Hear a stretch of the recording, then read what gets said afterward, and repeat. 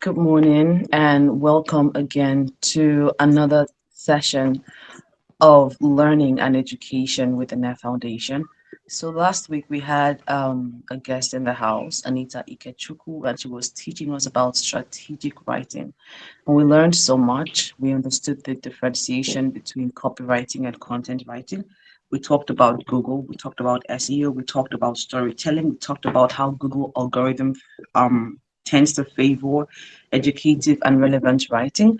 And we also talked about finding your niche and how you can build your portfolio. We talked about a lot of things. And that was a very beautiful session. Today, we'll be having another guest in the house. This time, we will be learning about how to start a tech consulting business.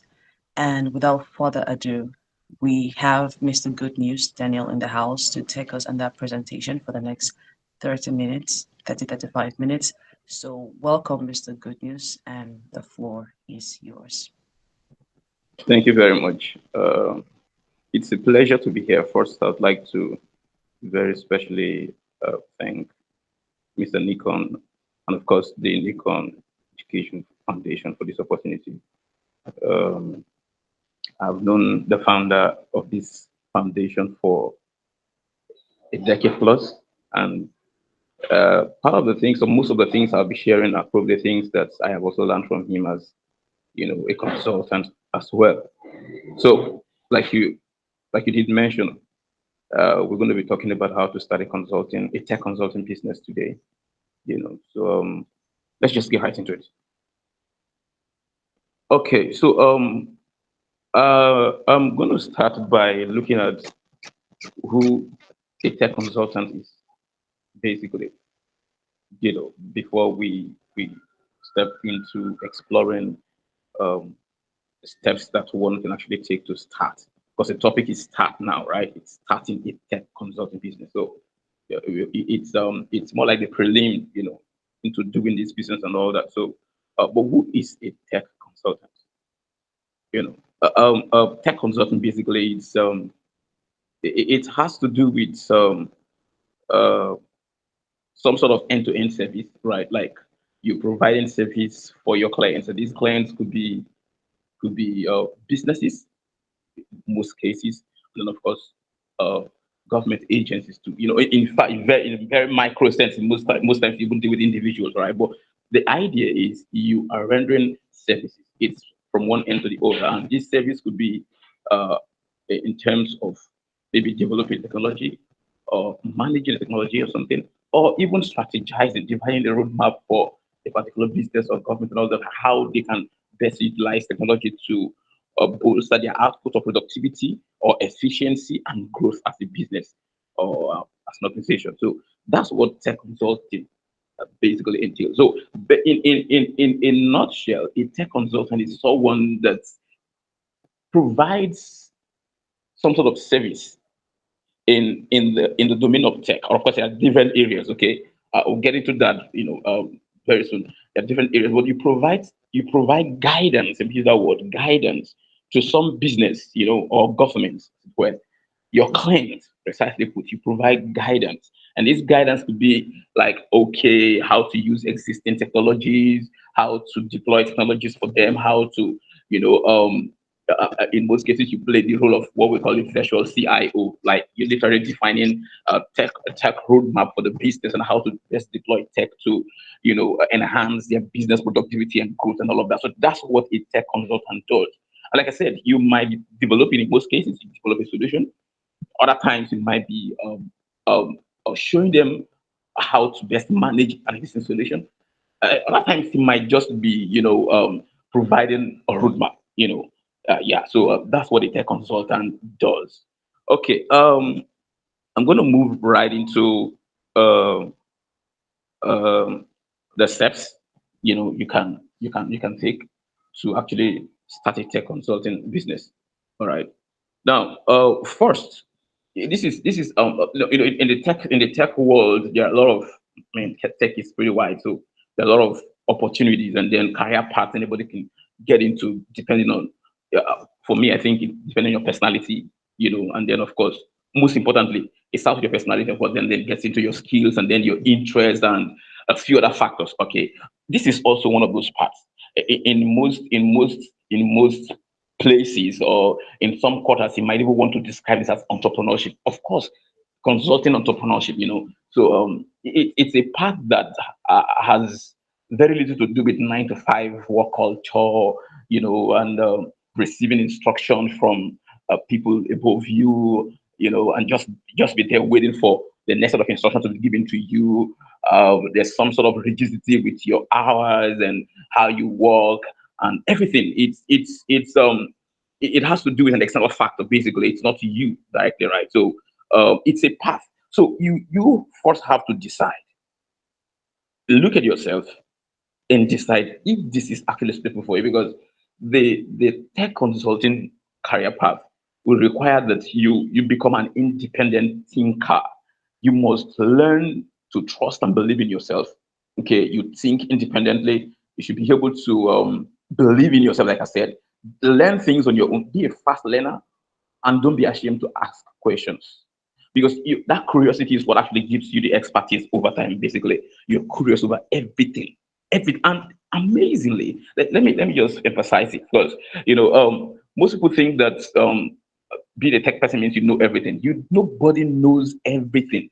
As a matter of fact, everybody is learning. It's an unending or endless learning process for everyone. Like, but you must be able to, get to that point where you know that you can independently learn anything once the resources are available. Okay, so you look at yourself, your personality, and what you like. Would you like a very stable, as it were, right? Because most people think this is not as stable as the typical 9 to 5 kind of work or career path, where someone keeps deciding your promotion. You keep growing. After 3 years in industry, when you are a junior, after 5 years you're a middle, something like that. It decides for you. Or you want to be in that sphere, in that place where you just learn things on your own. You make the mistakes that you can comfortably make, and most times uncomfortably you make it. It's a risky place to be. Are you comfortable to go into that path where you know that you can be very sure of what you can get? You might be meeting more of no's than yeses. That's landscape.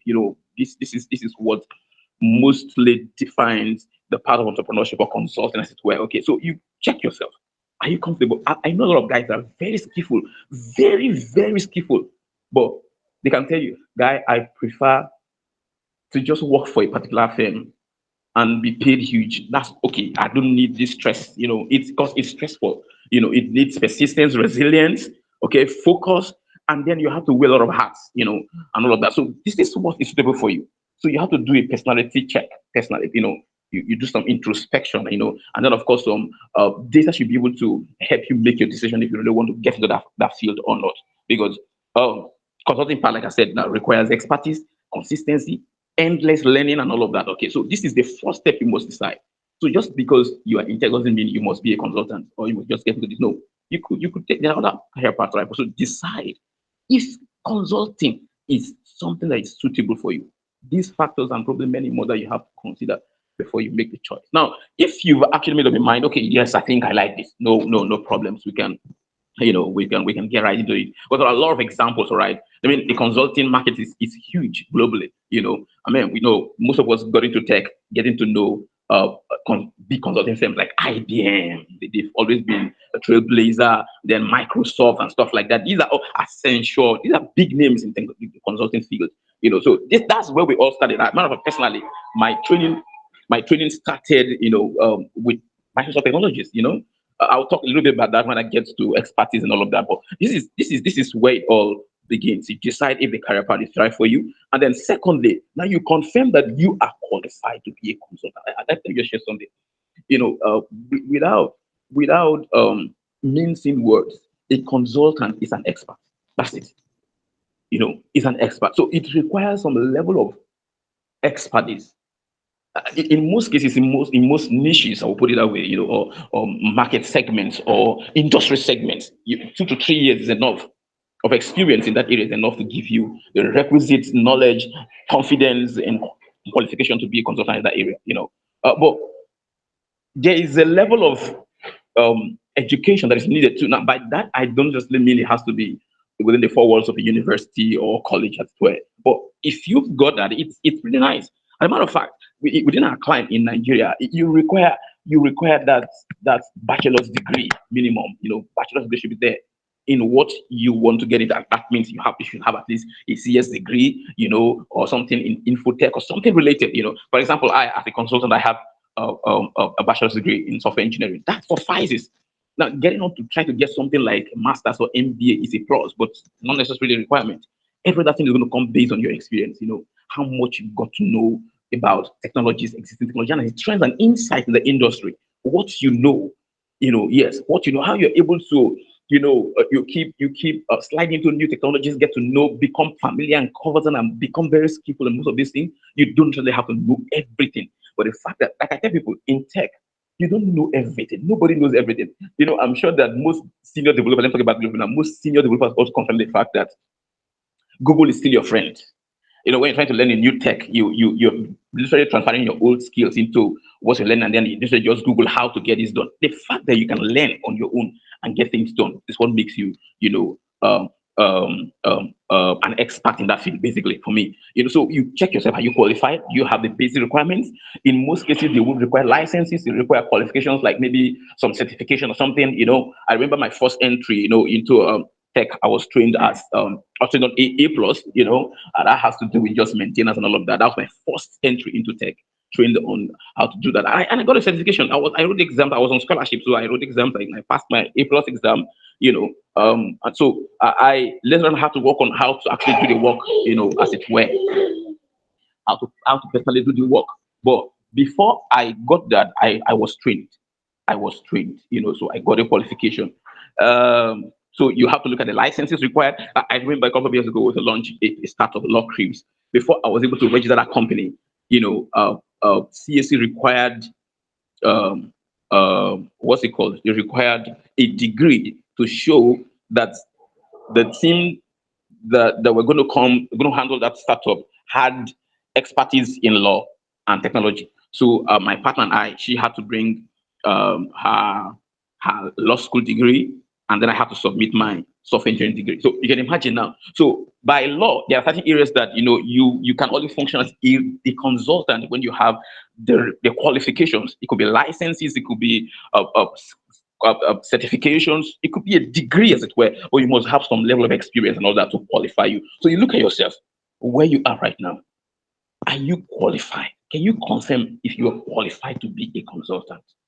How many years of experience have you had on this or in this domain? This in technology, basically. I personally, I was sharing with someone, a couple of days ago. Like, listen, if I was a lawyer, I will be vying for standship now, because in because other political, requirements are there to also, qualify you for that. But I have done more than 10 years in this field, and I think I should be able to have something authoritative to say about anything technology when called upon. Anything technology, even the areas that I don't know so much.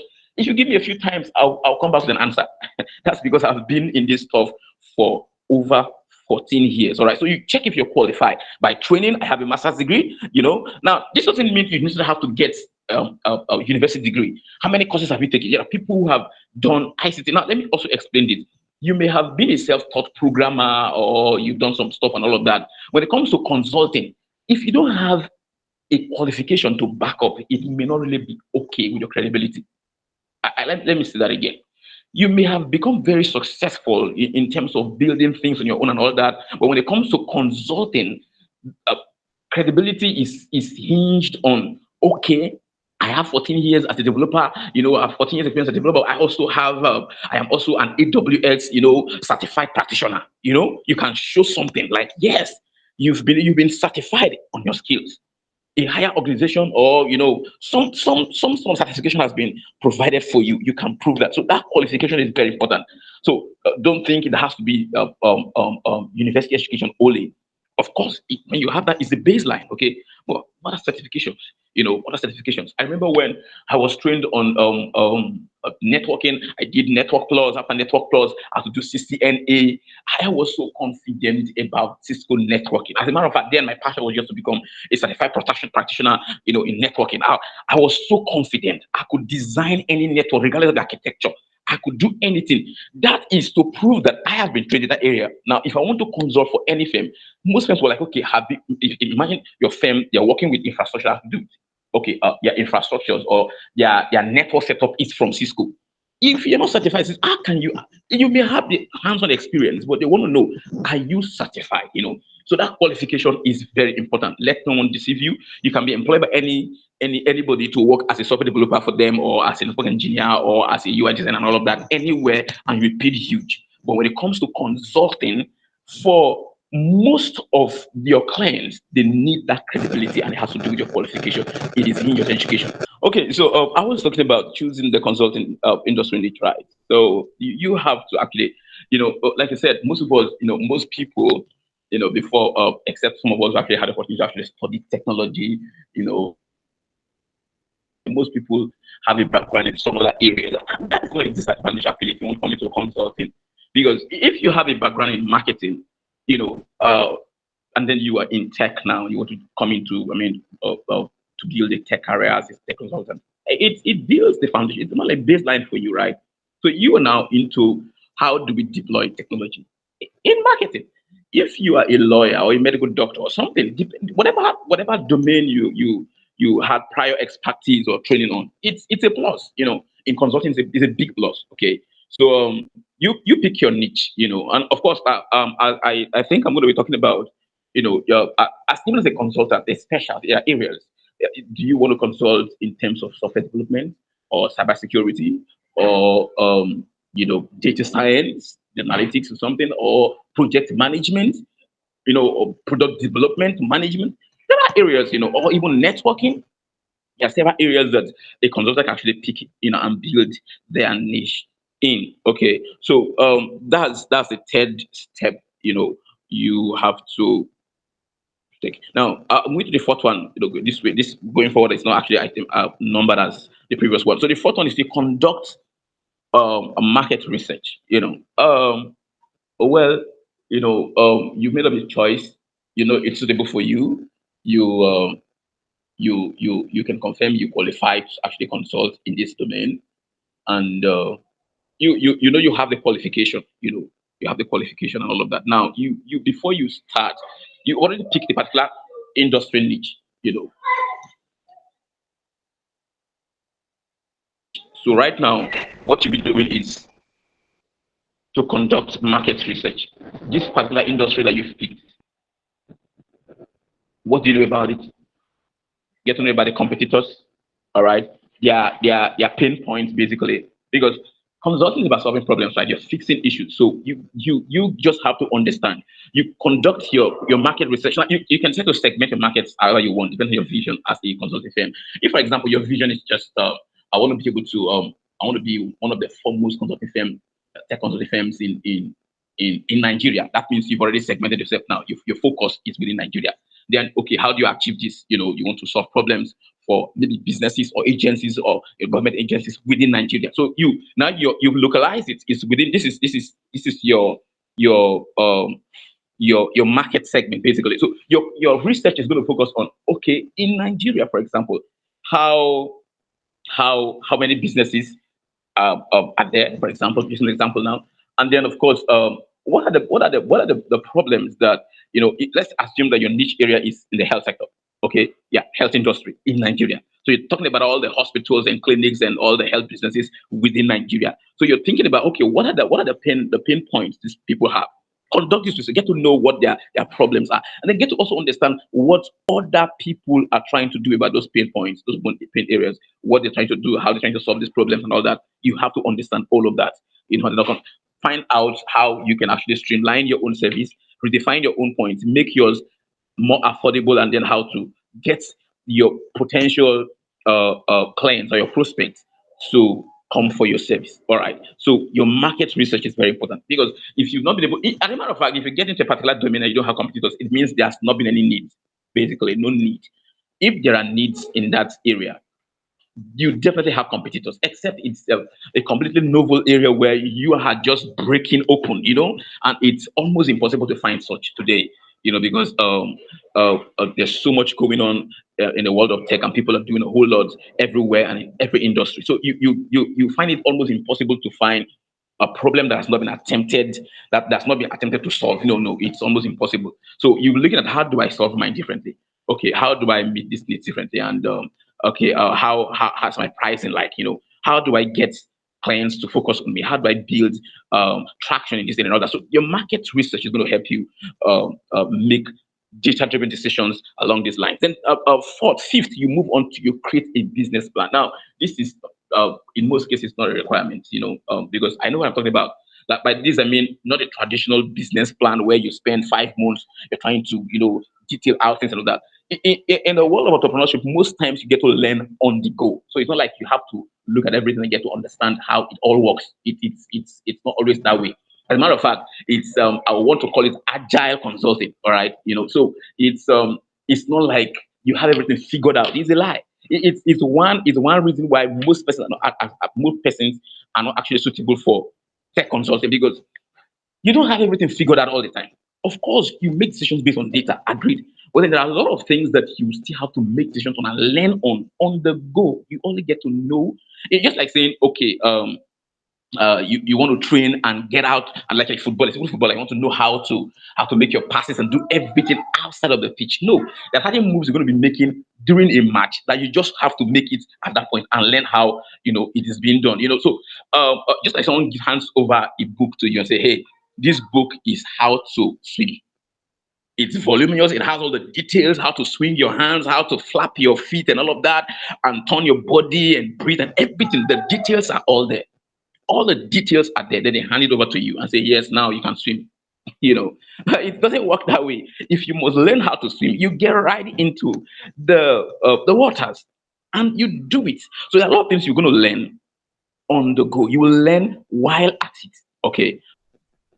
So business plan is not, it's a blueprint, of course. It states your financials, what your mission is, your vision, and all of that, and then how you intend to, your strategy in terms of marketing and everything. It spells all of that out, because now you've discovered the market, you're armed with your data, you want to actually make a decision, okay, and so you create that plan, and then you have specific goals set. One mistake I know that personally I made, when I started out my first consulting firm with a friend, years ago, is the fact that we just had a company. We felt like we knew something. We're ready to solve problems, and then we knew something. Then we just started out with a company. There was no specific goal. The vision was not defined. Mission was not defined. It was just more like we're just there. Trying to get in touch with people who might need our services. Say, hey, we can build this for you. We can work on this for you, and all that. No goal, nothing. So in 10 years, I couldn't place my hand on what exactly the consistency was not even there in the first place. At some point, we left it up because you don't have a guidance, no compass. Basically, there was no compass at the time.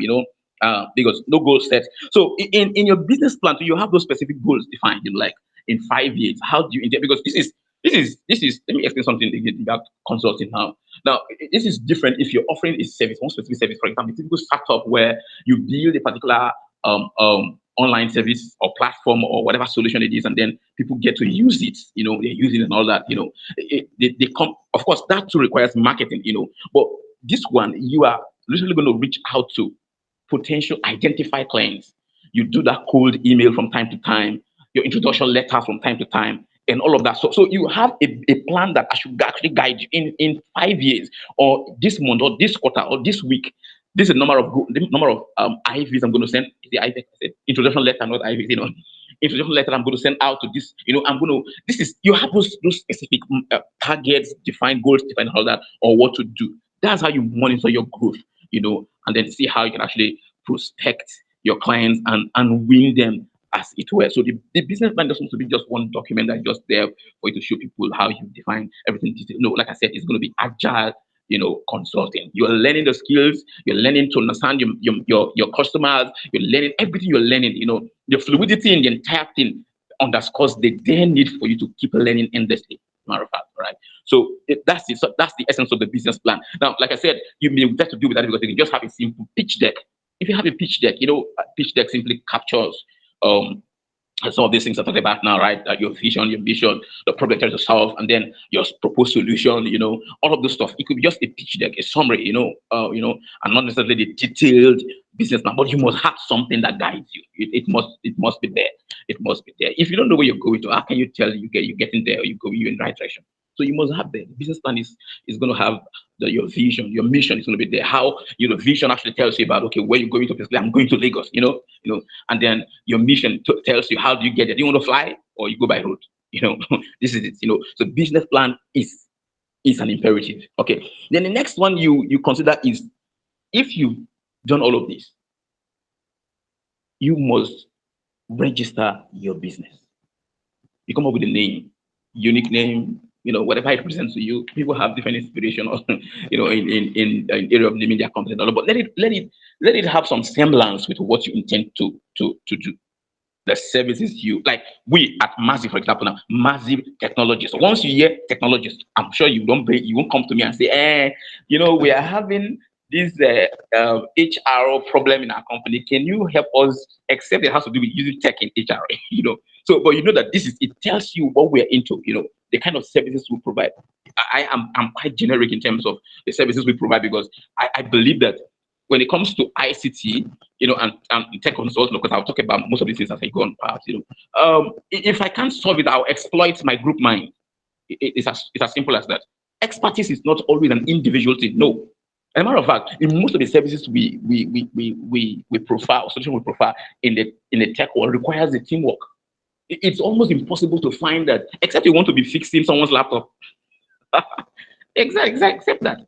So if you're moving into some bigger issues, bigger, you want to deal with, like we said now, your defined industry niche is fact anyway. If you want to deal with bigger corporations, bigger organizations and all that, that means you have to go beyond, as it does include process engineering. It goes beyond just, looking into what laptop uses. Laptop is not fast, like people call you and say, my laptop is not fast, how do I optimize it, stuff like that. Except that's what you want to be doing. That means you can only alone. Otherwise, most of the time you're going to be using your group mind. By that I mean, I have a contract, a particular government agency, I consult for, like, but it's a few years ago, I was consulting for a particular ministry in my state, Ministry of Justice precisely. I just authored the book on tech and law, sort of, and all that. I shared a few thoughts there, nothing practical, just some, thoughts and, concerns in the industry and all that. And come on, they called me up, say, hey, this is what we think you can be doing for us and all that. And believe you me, the kind the services they wanted me to be doing for the ministry was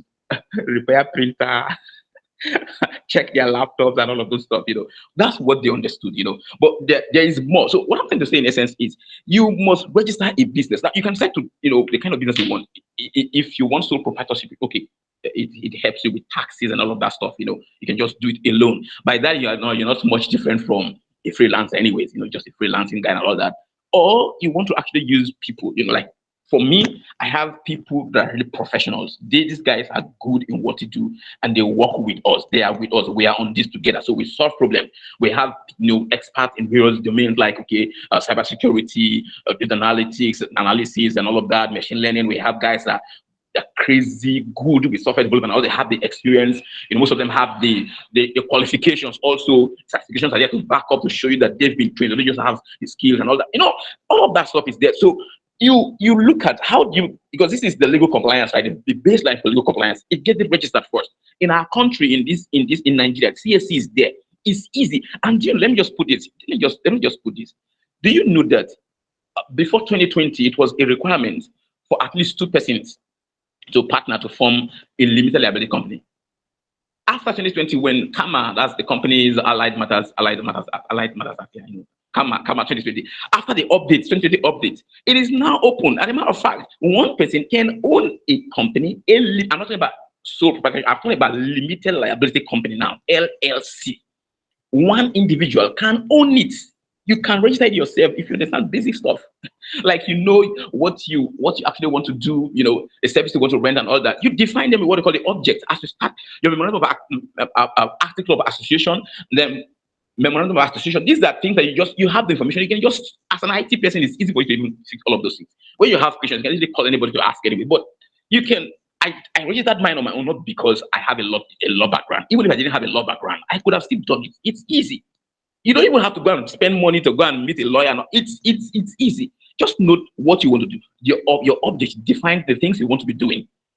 Define it. At the end of the day, you have what we call omnibus clause, where you define, you make a statement that seems to cover anything tech. So you don't act outside of your allowed, how to put it now, outside of your objectives, because they call it ultra virus, like acting ultra virus, so going outside of it, and it's an offense. Okay, so what I'm saying to say is you can actually register your company, your business by yourself. Register it. What and do you know that to register an LLC, if you need a typical lawyer, they will charge you up to 70K. But with you alone, it's not up to 20K. It's not up to 20K. After paying your taxes is just about 8K about, and then the CSC fee for it is just about 10K. You get it done all by yourself. Easy. CSC, you can get it done by yourself. So you must register your business. If you don't get registered, you're not ready. And like I did mention earlier, this is the point where CSC, because they'll get to know, okay, you're qualified to be a consultant. And when registering your company, your business, you'll be asked what the area, your specials, and all of that. Yet, are you qualified? Do you have the qualification? Do you have what it takes to all of that stuff? So it's important you register it. Now I'm going to move forward. Next, after registration, build a website, create online presence. Build a website. That's it. For years, we had our first where I partnered actually. Before I made up my mind that hey, at this point, I think I have to just take the bull by the horn and just get focused and do something more pragmatic for myself and keep building. Because whether I like it or not, 20 years will meet you. 30 years to come will still meet you. So it's either it meets you doing something and you've been considered at it, or it meets you still gallivanting, still running around, trying and error. I said no. So, but we had this stuff. At one point, we even we had a very small site working and all that. Let me just be very frank. We didn't have the web development skills to build it. So it tells you that even this is as far back as 2013. We didn't have the web development skills to build it. Of course, there were drag and drop stuff you could just do and all that, but we wanted something good. At some point, we consulted. We in fact, one of our sites was built. Then was built by the founder of this foundation. I'm sure you will remember. But it tells you my mindset. That even though consulting had to do, of course, at the time I didn't have it and I have now. That even though it had to do with expertise, specialty, I still understood that I could exploit group mind. I could solve the problem whether directly by myself or using others. I still understood that. So, but the point is, you must have that website. It gives a touch of let me use the word originality, credibility, authenticity, of seriousness to your business. How can you say you're into tech and you don't have a website? I don't understand. It's just like saying someone is a medical doctor and no license to practice.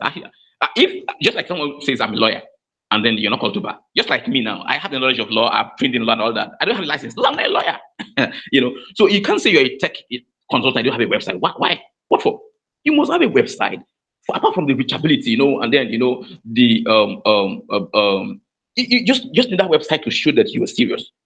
You need a website, register, and then create your online presence. You can today it's easier to market anything because you don't just have to go to mainstream newspaper, media, and all of that to pay for a slot, a particular position, center spread or some corner, to advertise your business. No, today you have lots of social media platforms. Then you can actually literally put your business out there for people to see and know what you're into. And consistency in a period of 10 years, believe me, will blow your mind. So do something about it that way. Build your site. Most people are so busy, they can't even build it by themselves. It's okay. If you want to outsource it, build it, outsource it. For example, now I'm not saying just because you're into tech, you must not to build a website. No, tech is too wide. As a matter of fact, I have listened to, let me just digress a little bit. I've listened to a lot of tech guys. I mean, some of the biggest names in the tech industry. I made up my mind long ago that I wasn't dreaming to become the most intelligent programmer and all of that. It was my vision, I just wanted to do business in tech, that kind of stuff. But it requires that I should know what I'm into and all that. Now, this is it. Tech is bigger than just website development or web development. It's way bigger than that. Today, you probably 15 years ago, I didn't even have interest in anything software. I didn't have it. My focus was working as a network engineer because that was my training. So if you probably want to go into network engineering, you're dealing with bigger organizations consulting for them and all that, and you don't necessarily have the skill. You probably don't have the skill to build a website for yourself. If you don't be ashamed. I mean, come on, hire it. I mean, sorry, outsource it. So, but the point here is whether you can do it by yourself or not, you need a website. All right, you need a website. Okay, so that's the then you use social media. I want to also suggest that you know uh, good as every other social media platform is. I think LinkedIn is best for building a brand. LinkedIn is best. And I just realized personally too that when you're trying to build your brand on social media, you don't really have to use except you have sufficient hands to do all of that. And even that you may not build your core values and culture, from ground up. You may not be able to do that efficiently because when you're starting out, value definition, culture is going to be your personal responsibility. You're going to work. As I am today, for example, I wear a lot of hats. I build my site by myself. I mean, the business site, I build it by myself. I do my social network and all that. I want to monitor the content I post, build that culture. So when you bring in others to join you, you already understand the culture. You're just starting. We're talking about starting, we're talking about just joining the consulting firm now. If you're employed there, somebody as a consultant, it's different thing altogether. There you have a different approach to everything. You are the one starting it. All right. So you have to build these grants up. Wear many hats. This is entrepreneurship. It's as simple as that. So you wear many hats to start with. Then as you, because a lot of AI tools that can help you now, for example, now is in the area of writing, marketing, all that. A lot of tools are available that can actually help you do these things efficiently. I am not a graphic designer. I just get on Canva and design most of the things I design. They may not be so good to start with, but I'm building something. I'm building something. A time is going to come when I will not be focused on that anymore. I won't do that anymore. Others will take up. But I have to start and do this stuff by myself. So there's no need to try to become experts. Get to know how to build you're just starting out your business. You want to build it on Twitter, build it on LinkedIn, build it on Facebook, and everything at the same time, bro.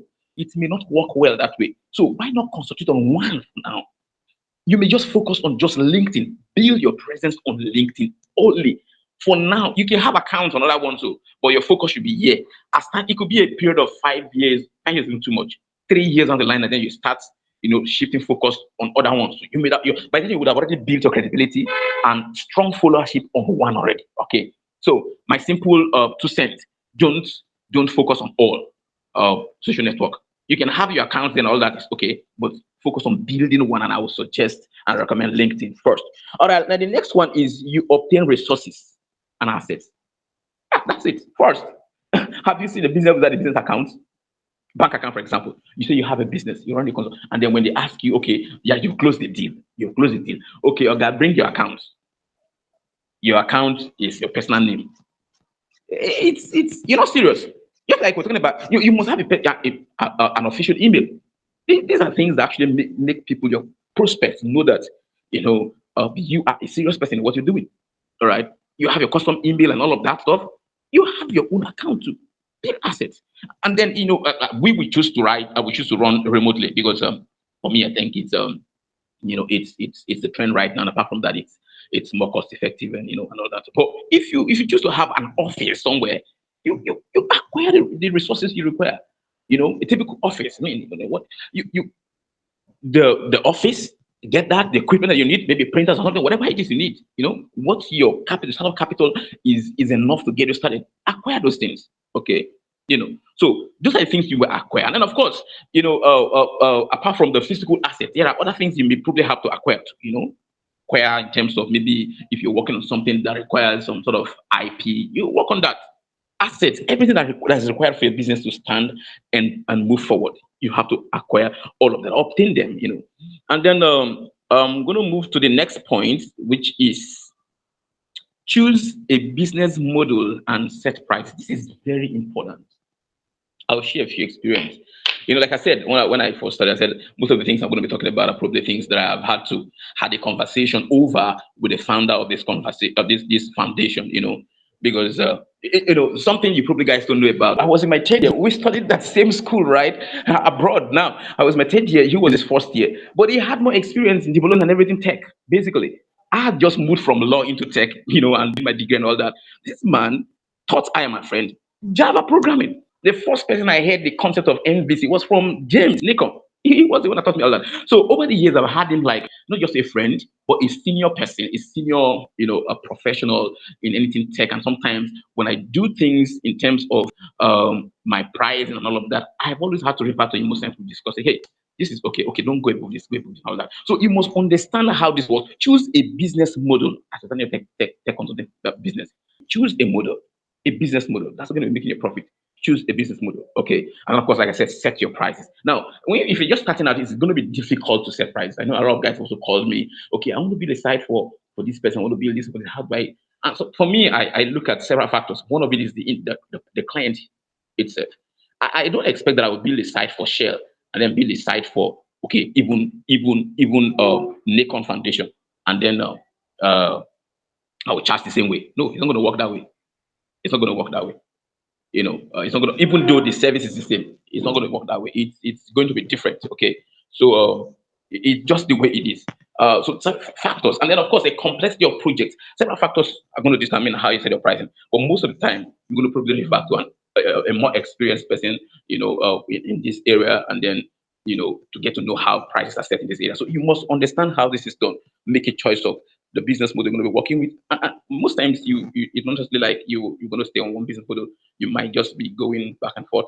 For example, now you may start a project with a particular client, and work on that project, and then maybe after the completion of the project, you may still need to be providing support. So you're working with two business models now. So whatever the situation is, you must make a choice. Then lastly, you market your business. How do you market your business? You can decide to use social media again, like I said, do sponsored ads. You can even go on traditional media, to get it done. But the point is, you must market it. A lot of Google Analytics, SEOs, a lot of things you have to get, to consider to market your business. You must put in your best to market it, because if you don't get to know what you provide, what services you provide, what solutions you offer, and all that, how would you have clients? Okay, so as much as possible, you have to sell yourself to your potential market.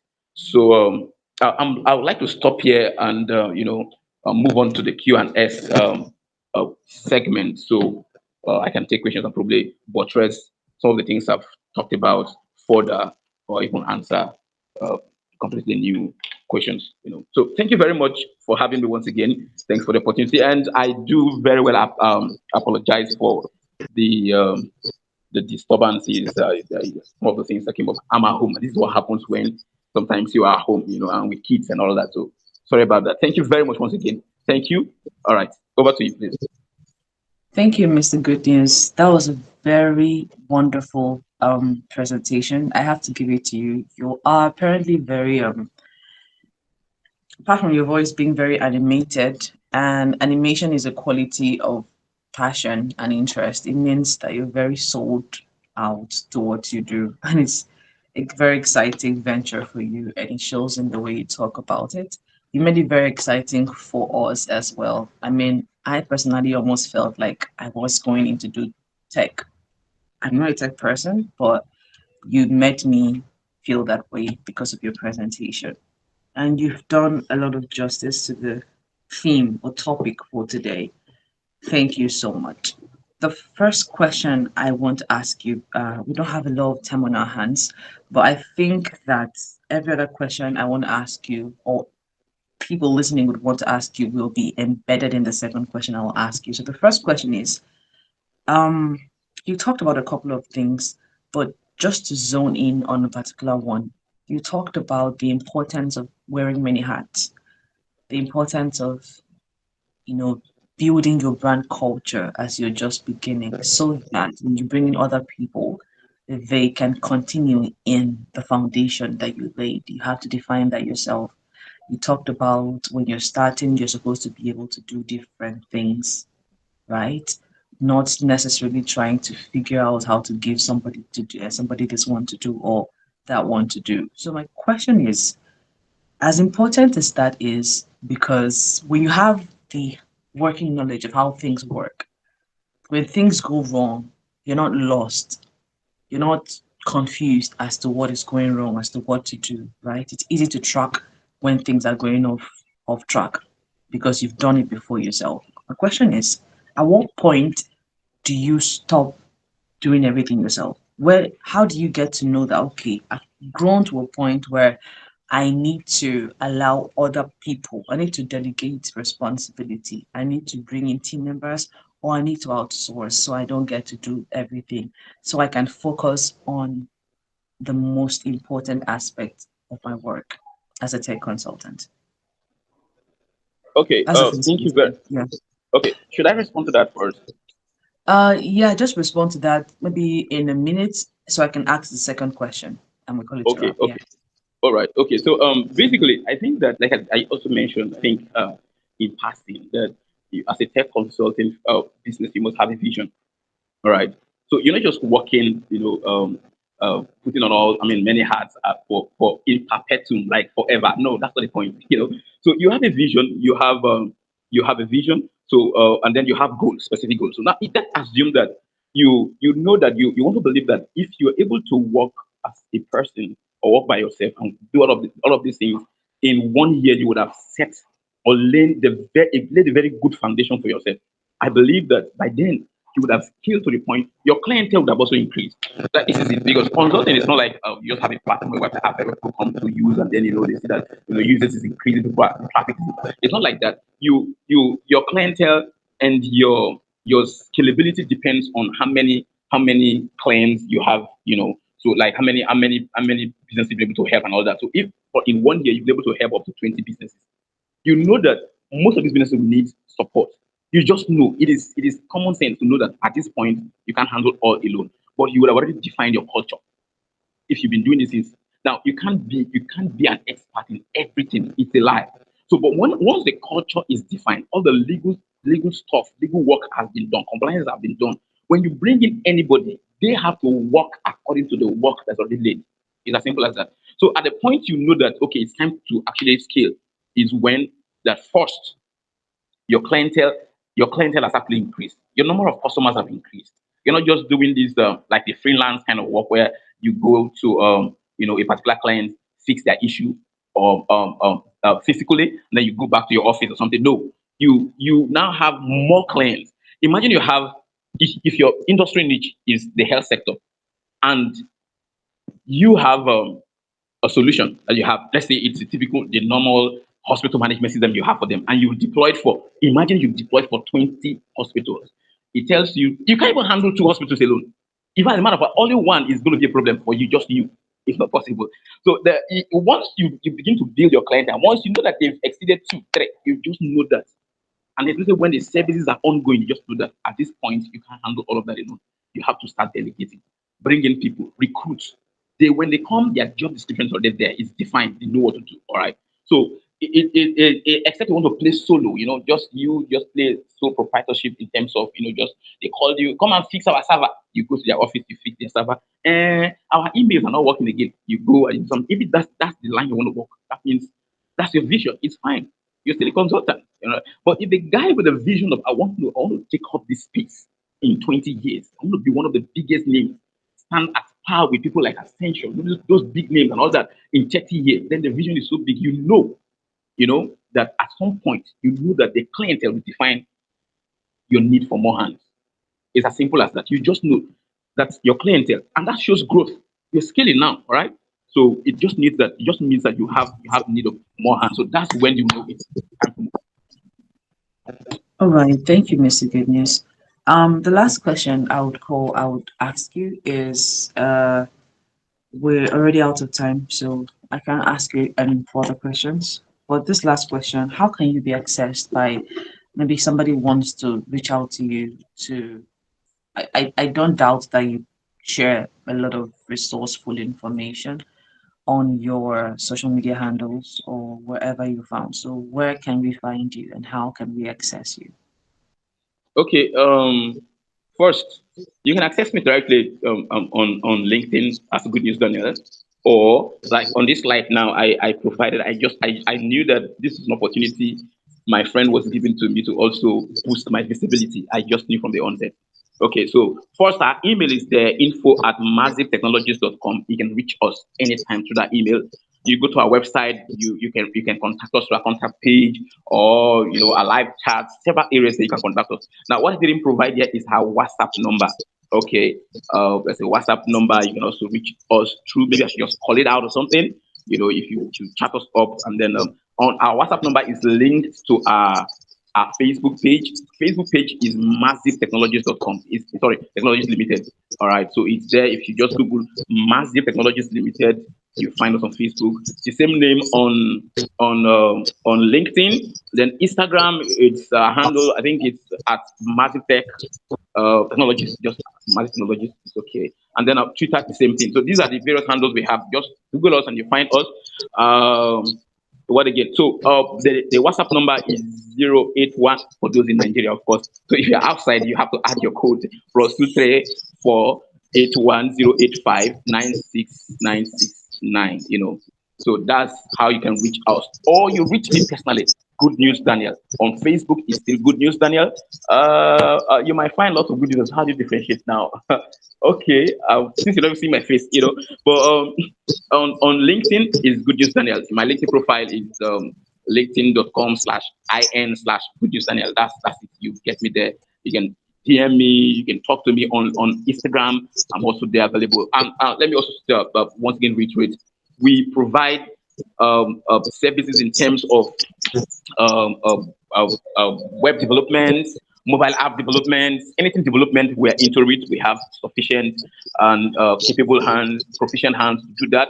Then we are also into cybersecurity. I didn't mention that I have an experience in cybersecurity. As a matter of fact, I am a certified ethical hacker, and I had that over 14 years ago. Even though for some reason I was not actively in practice, but being someone that is still in the tech field and they're very much interested in this, I am now into that also. So we see how people that are practicing this area with us. So we provide that also. Data science, you are some organization that needs to know to get some meanings, insight out of your data and all of that. We are here. We can build any module that will help you provide the meaning that you need for your data.